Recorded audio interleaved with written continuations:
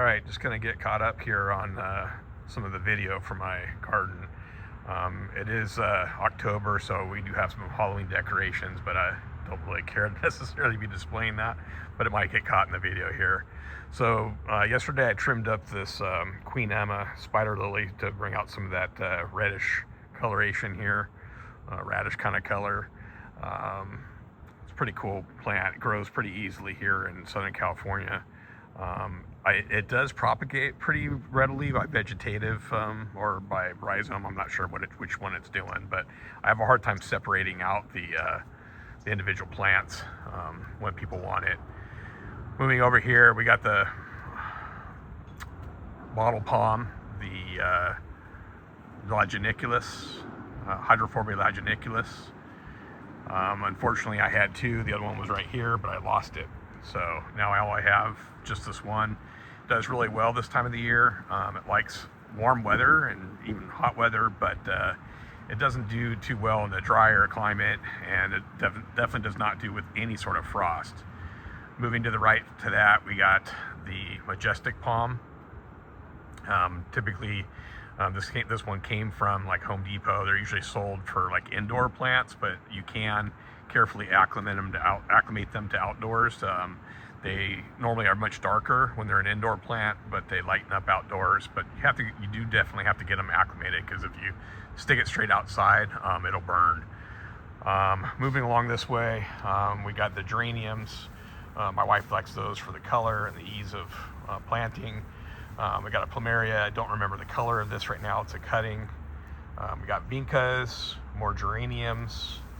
We got this really bright hibiscus here. Looks really good. Moving along, we got more hibiscus. The color on this one is a reddish color. I wish it was flowering so that I could show that to you, but unfortunately it is not.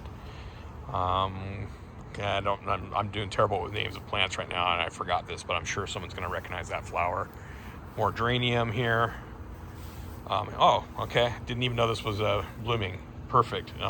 It's been hard lately to kind of get some of these plants to be blooming at the same time. So this is one of my newer hibiscus. I don't know the variety of it, but it's a cool kind of color with a mixture of the pinks and reds and yellow all in there. Then we got this dark lily of the Nile here. Not flowering, unfortunately, to show you. We got some Zabrina behind that. And then, ironically, probably one of the most prolific flowering hibiscus that I have is not flowering right now. But I've posted a lot about it, so it's my kind of orangish yellow one. There's one spent here, but I don't know if there's really a point in trying to open a spent one, because the color just isn't going to be there. It's going to look like crap. Yeah, no point in that. Moving over here to this side real quick, we just got a rose, tea rose of some sort.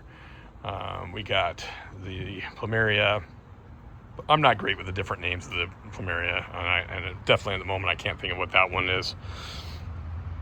And I have an attempt here to get this monstera to grow out front here. I think it may not be an ideal spot. It's kind of hanging in there, a little cutting, but I don't know that it's going to really ultimately survive. And then the bromelae that's in a pot, probably will eventually push that into the ground, put it in the ground. It seems to be doing pretty well out here. We'll see. I can't remember if it went through last winter, if I got that in the spring of this year. All right, and then moving along this way, we got the ever easy calla lily growing here. Just really fills in. It does do best with lots of water. We got the purple princess flower here. I believe that's what that's called. We got lots of Hawaiian tea plants. They grow really well here in my garden. We got gardenias. We got some begonia here mixed in with the coleus. And then we got the Persian shield, I think they call that. It goes by other names as well. I can't remember what the Latin name for it is. And then I got a poinsettia plant here. This is, I think, the third winter that we're going in with this. It does pretty well. I've had some insect issues with it, but it grows pretty quickly, and I've even started some cuttings that I think that are gonna take.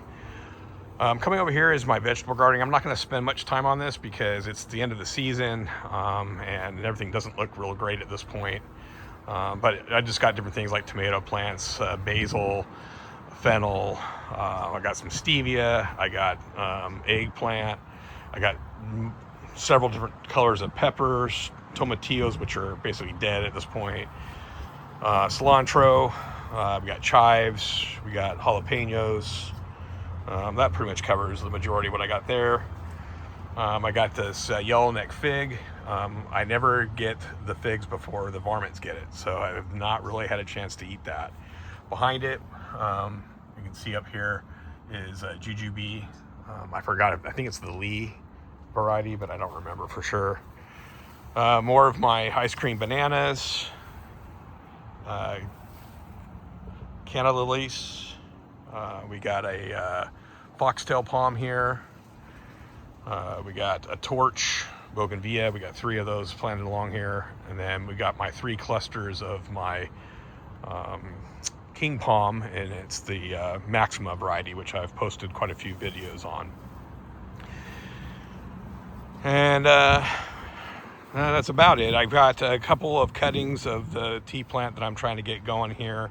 I get a pretty low success rate of just shoving them in the ground, but I do occasionally get it, like this one here is established now for about a year. It's been in the ground, but just sticking them straight in the ground doesn't always work like it does with these plumeria. Plumeria are doing really well. Several different varieties here. We got, and I'm not good with these cactus type plants, this aloe type plant. I just liked it because it's got the blue with the red edges on it, pinkish red edges on it. And then lastly we have the crepe myrtle here, which is just colorful, but not exactly a tropical plant. And that kind of covers it for the front yard. I guess the last thing I didn't really cover is the Hong Kong orchid tree, and I can't remember the name of the scientific name of that. So I'm sorry, it was a quick video. I just wanted to kind of get you a general sense of what the front yard. I mostly posted on the backyard because that's where the majority of my fruit and the majority of my tropical plants are. So hopefully this wasn't too abbreviated. I'll give you enough sense of what the garden looks like in the front yard, and I'm going to try to get some new posts of the backyard soon. All right, thank you.